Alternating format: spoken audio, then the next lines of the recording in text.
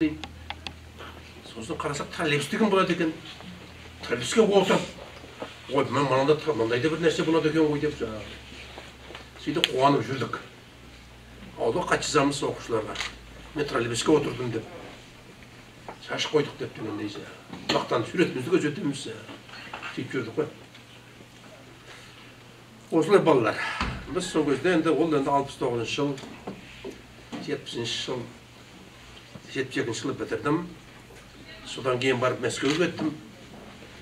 Кеткен себебім осында жаңағы менің арғама ол кездегі ойым тарихшы болсам деген ойым болды. Өйткені ол кезде жұрттың барлығы философия, тарих факультетін түсісе келіп тұрды да. Өйткені жұрттың бәрі ол кезде философия бітірсең, бұл ең крутой мамандық. Бірақ бұлай байқап қарасам, оны түсілмейді екен. Сосын медаль аламын ба деген ой болып еді, медаль ала алмадым. Қазақ тілінен 4 қойып қойды. Қазақ тілінен қоймағасын алтын белгіні ала алмадым. Сосын орыс тілде қойып қойды. Орыс тілінен онсыз да білмеймін, ол белгілі нәрсе ғой. Бірақ қазақ тілін бірталай білем ғой деп ойлаушы едім. Өзім сөйтсем мұғалім кішкене елесіп қалдым да, содан қоймай қойды, содан кеттім. Сосын қойып қойыпсың енді деп. Ата кәсіп математика олайық дедім ғой. Ата кәсіп дейтініміз біздің енді ондай, ол кезде математикадан ондай ешкім жоқ қой, білмейміз ғой, ол қаяқтан білемін.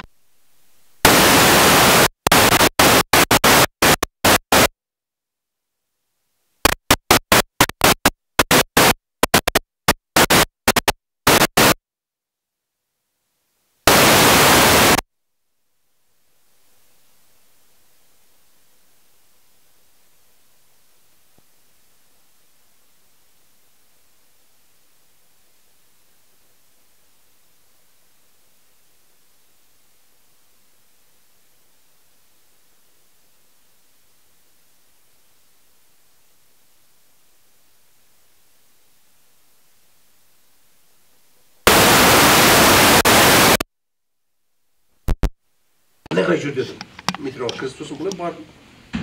Мен бұл жақта мен көрдім бе, нау деп көрсетті. Таудың басында көнбей ғимарат тұр екен, соған бар деді. Соған бардым жаяу. Автобус жүреді екен, бірақ жаяу 10-15 бардым. Сосын барсам, мехмат қаяқта дедім. 12 этажда бір қосып жүрді жаңағы метроға, лифтіға. Содан барсам, ал документімді әкел давай, 4 дақиқа бітеді, қабылдау деді ғой. 3-те де бардым. Сосын өткізіп документімді. Біз ертесі емтиханға түстім. Жетіне керек айды, содан түсіп кеттік қой емін тауып. Енді түскенде де оңайлықпен түскенім жоқ. Орыс тілінен 2 ап түстім. Өйткені орыс тілінен ол кезде не болатын? Шығарма жазу керек. Шығарманы жаза ма бұған балдар білмейді. Жазады? Эссе жазады ғой? Эссе деген бөлмеде бөлек. Эссе деген ол әшейін баланың тілі ғой. Шығарма дейтін ол басқа. Бөлімдері бар ғой? Иә. Шығарма болғанда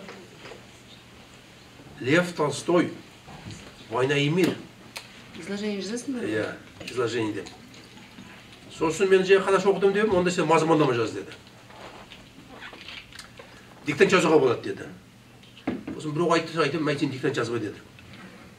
Диктант жазсаң, ол бәлеге қаласың, ол қате жіберіп қоясың, өтірме бірдемесін шығарма жаз, өзің жазасың бірдеңді. Мен шығарма жаздым ғой.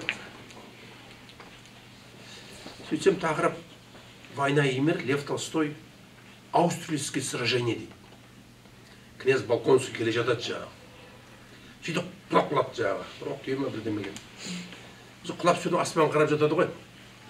Аспан қарап, өмір деген қандай, мағынасы қандай философия, 3 парақ философия. Сол бір әйелге оқыды 3 парақ философияны. Бір 15 минутта оқыды ғой. Соны ол жазында деді. Сосын маған бір атыс па, шабыс па, бірдеңе еш оқиға жоқ анда. Бір қияли философия. Соны өзімше жаздым бірдеме айту. Бірдеме айту сол.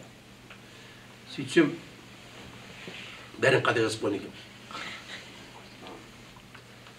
2 қойып берді. 2-ні алдым. Есту керек енді. Сосын жылап еңіреп, документ алып кетейін деп, оны көшедазға бара жатсам, бір орыс кездесті. Метрода, лифтіда. Ей, сен түрің жаман ғой, не болып қалды деді. Осындай. Рахмет болуға бара жатырмын. Құлап қалдым.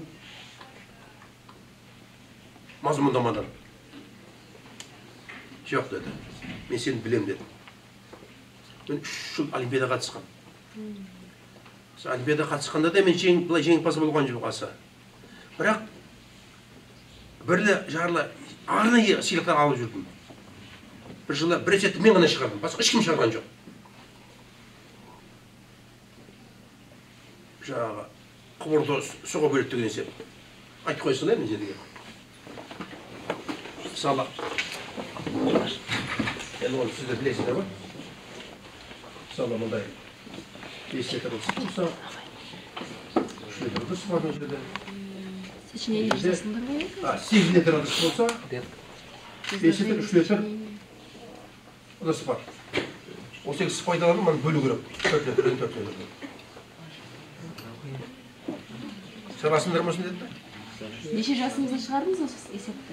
Жоқ, бұл есепті мен кішкене ересек болғанда сол бір 12 ма 13 па ұмытып қалдым ана жерде. Осы есеп Олимпиадада келді. Келгенде бұл емес, әлі бұның жалпы түрі келді. Бұл деген сөз негізінен мына жерде абаласа, мына жерде б болатын болса, атен бx плюс сигрет дейтін бүтін түрде шығару деген сөз ғой. Мына диафат дегенде өзі негізінде бүтін түрде шығару. Осы есеп келді Олимпиадада, осының төңірегінде. Осыны мен ғана шығардым. Басқа ешкім шығара алмады. Мен бір-ақ есеп шығардым, басқа ешқандай есеп шығармадым. Ең жоғары алмасаңыз да ұпай... Содан ұпай деген ол кезде жоқ онда. Ұпай дейтін ол қазір ойлап тапқан әңгіме ғой, онда ол кезде ұпай дейтін жоқ. Содан алдадағы упорство решить трудной задачи деп маған арнайы сыйлық берді. Арнайы сыйлық ол кезде шахмат. Магнитті шахмат болғанда артында магниті бар. Ондайды өмірі көрмегенбіз. Сол магнит шахмат бертінге шейін жоғалып қалды сол. Түбі түсіп қалды. Соны беріп, соны алып келіп жаңағы. Содан масқара популярный болдым мен. Содан осындай шығарып айтып, сондан жаңағы кісі мен таниды екен. Сен жүр көрейік деді. Көрсем, қағазға қарасам, ішіне бір қып-қызыл. Сосын анау айтты, сен былай деп айтты деді. Апелляция деген болады. Келіспейін деп айтты деді. Сосын мен жаздым, келіспейін былай деп. Кетіп қарап қалды, айтты анау. Жоқ, мына болмайды деді. Сен қағазы бүйтіп берсең, саған бірді қойып қою мүмкін деді. Екі емес, бірді қойып қояды. Сен бүйтіп жаздың, жазып берді ғой маған. Көшіріп жазып бердім. Сосын мынандай уәж айттым. Әр қатеге 7 қате болса 2 қояды екен. 7 қате 3 қояды, 8 қате болса 2 қояды екен. Менде бір 22 ма, 25 ма қате бар екен. Сосын мен айттым. Сложно сочиненное предложение, күрделі сөйлем ғой. Арасы өтір қою керек. Мен сол правиланы мен білмедім мен. Оны мен мойындаймын. Мына жерде өтір кетіп қапты. Лев Толстой жарықтық күрделі сөйлеммен жазады ғой жаңағы. Күрделі Лев Толстойдың сөйлемінің өзі бір жартыпырақтан қалады. Бір сөйлемінің өзі жартыпырақ. Бес-алты сөйлемді который бірден кете береді ғой жаңағы. Орыстың тілді жарықтық сондай ғой. Сөйтіп жазғанда өтірді аңқытып қоя берген ғой жаңағы. Мен айттым, мен осы ерже білмегенден 22 қате кетіп қалдым. 7 қате. Дұрыс емес. Мен келіспейін деп жеп еттім ғой жаңағы қағазды. Бір қате үшін бірнеше рет. Бір қатесі үшін. Бірнеше рет жазып. Бір қатем үшін сен 3 ретпен жазалап отырсыңдар. Әділеттілік қайда? Деген әңгіме айттым ғой мен. Осалында күлді. Ай, шустрый қазақ деп ойлаған шығар. Шустрый екен өзі. Бағыңызға жаңа кісі. Бірақ анау байқадым. Анау жаңағы отырғанда апай кәрі үлкен бір апай, орыс апай ғой. Маған мейірім бұрылып тұрды. Сонда бір 20 ма 30 адам өткізген. Содан жалғыз менің жаңағы неме 3 қойып берді жаңағы. Ай өте берсін, өткізген деді. Бағасы математика бар, дұрыс болды. Математика дұрыс екен, қайтесіңдер оны. Болса болар, болмаса қояр дегендей. Содан 3-тен түсіп кеттім мен. Сөйтіп МГУ-да оқып, алғаш 2 жыл, мұның маған үлкен пайдасы болды. Жалпы 2 алудың үлкен пайдасы болады екен негізінде. Жалпы осыдан кейін мындай қорытындыға келдім. Бірінші, егер Лев Толстой болмасаң, сол да сочиненный предложениемен жазба. Тек өліммен жаз. Бірінші қорытынды. Екінші қорытынды. Минусты плюсқа айналдыр. Яғни, Әл-Хорезмидің сөзін пайдалан. Әл-Хорезми не дейді? Минусты көрсе плюсқа айналдырып жер дейді. Неге? Теріс сан деген ұғым болмаған ғой басында. Өйткені Әл-Хорезмидің кезінде теріс сан ұғым жоқ. Мысалы, сіз шығарасыз мысалдан теңдеуді.